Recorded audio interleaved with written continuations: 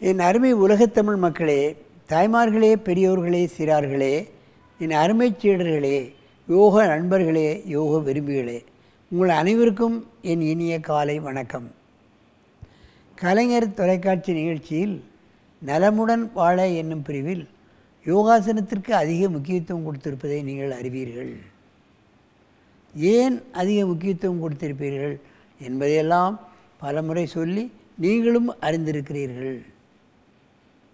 அந்த நிலையில் இன்றைக்கு பாருங்கள், நமது அரங்கிற்கு இருவர் வந்திருக்கிறார்கள்.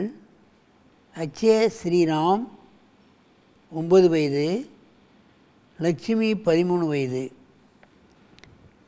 இவருடைய ஆசிரியர் மகேஸ்வரி குளத்தூரிலிருந்து வந்திருக்கிறார்கள். பச்சிமோத்தாசனமும் யோக நித்திரையும் செய்ய போகிறார்கள். என் அருமை குழந்தைகளே, நீங்கள் பத்மாசனத்தை கலைத்துவிட்டு நீங்கள் யோக நித்திரையும் அர்த்த பச்சிமோத்தாசனத்தையும் செய்யுங்கள், பார்க்கலாம்.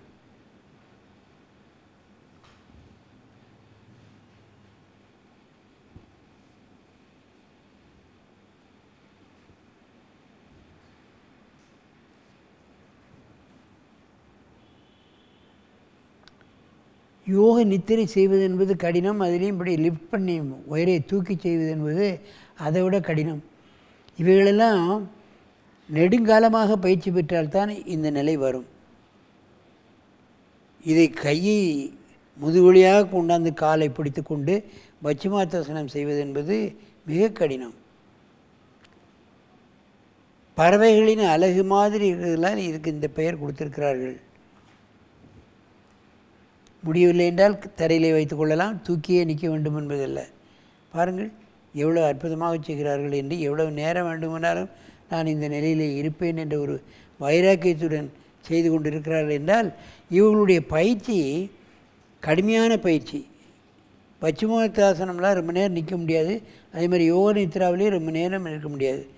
மெதுவாக இந்த ஆசனத்தை கலையுங்கள்.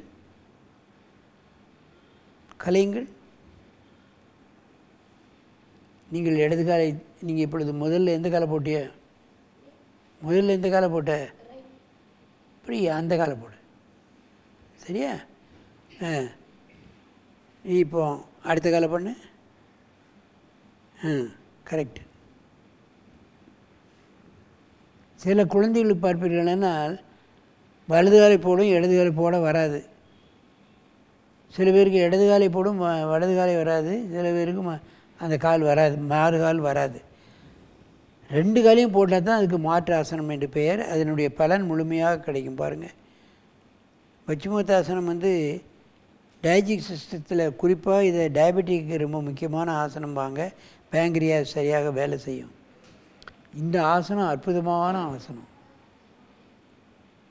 உடலில் உள்ள அத்தனை உறுப்புகளையும் சரியாக பொழிந்து இறுக்கி சரியாக வேலை செய்யக்கூடிய அற்புதமான ஆசனம்தான் இந்த யோக நித்திரை.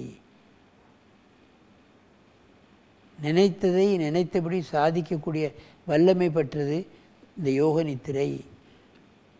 சில ஆசனங்கள் அற்புதமான பவர்ஸை நமக்கு கிடைக்கும். அதனை சாதனை பண்ண பண்ண பண்ண நமக்கு அந்த அற்புதமான பலன்கள் நமக்கு கிடைத்து விடும். மெதுவாக இந்த ஆசனத்தை கலையுங்கள். இப்பொழுது இந்த ஆசனங்களை ஒருவருக்கொருவர் நேராக பார்த்து செய்ய வேண்டும். அப்படியே இடது பக்கம் திரும்புங்க.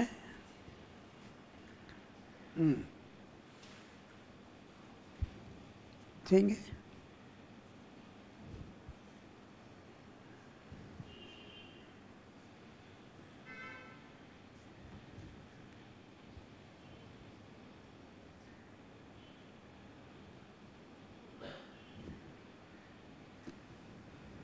கொஞ்ச நேரம் லிஃப்ட் பண்ணிவிட்டு அப்புறம் இப்படி பண்ணு.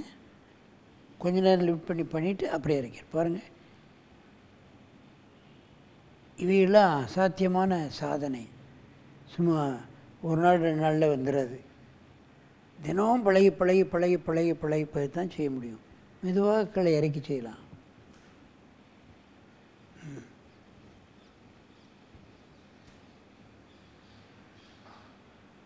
இறக்குங்க, கலைங்க, காலை மாற்றி போடுங்க.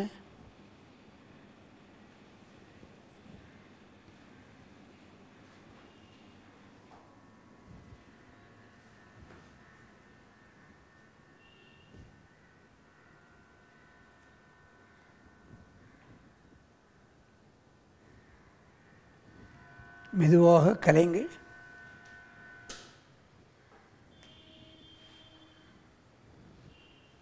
நேராக வந்து பத்மாசனத்தில் அமருங்கள். என் அருமை சீடர்களே, நண்பர்களே, யோகாசன ஆசிரியர்களே, சில ஆசனங்கள் சில பேர்களுக்கு அற்புதமான ஆசனங்களை செய்யும் பொழுது அவர்களுக்கு தனியான பவர் வந்து விடுகிறது. நினைத்ததை சாதிக்கக்கூடிய வல்லமை வந்து விடுகிறது. உயர்ந்த பதவி, நல்ல கல்வி, இவைகளெல்லாம் அவர்களுக்கு தானாகவே வந்து விடுகிறது. யாராவது அவர்களிடம் அது வேண்டும் என்று சொன்னால் அதை அவர்கள் கொடுக்கலாம். அது அவர்களுக்கு பலித்து விடுகிறது. அதுதான் உண்மை.